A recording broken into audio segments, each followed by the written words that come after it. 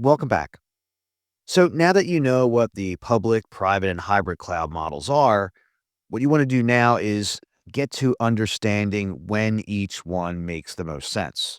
Because choosing the right model really is going to depend on your organization's security needs, compliance requirements, and how much flexibility you need.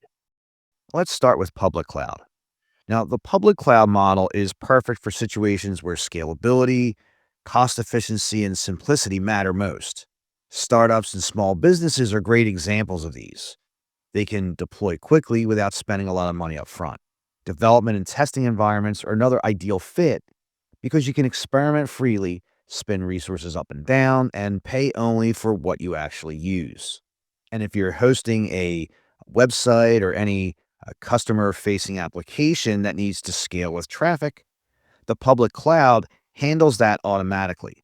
So, in short, the public cloud is the right choice when you want speed, elasticity, and minimal operational overhead, but don't need custom hardware or have to meet any strict regulatory controls. Now, let's talk about private cloud. The private cloud model is all about control, compliance, and data protection.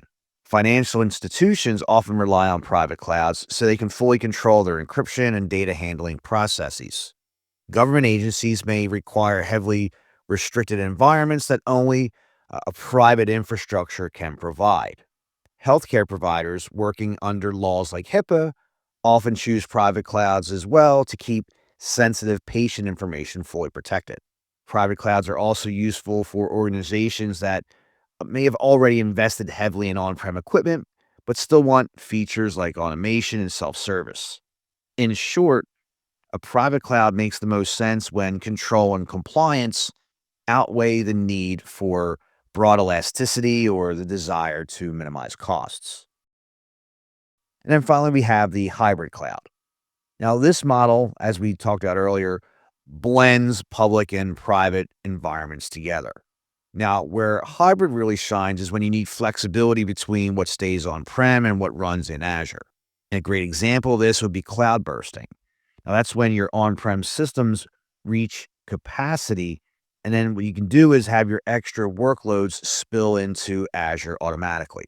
Disaster recovery and backup are also common hybrid scenarios where you replicate workloads to Azure without having to build a second data center.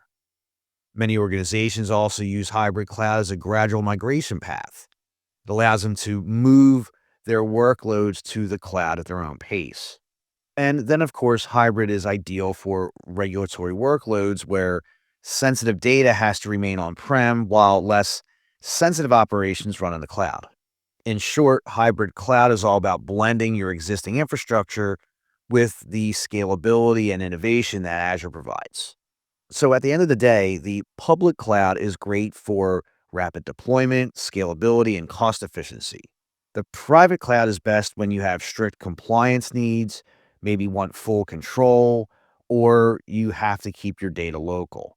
And then lastly, the hybrid cloud is best when you need to balance both worlds, keeping sensitive data in your own environment while still taking advantage of the power and flexibility of Microsoft Azure.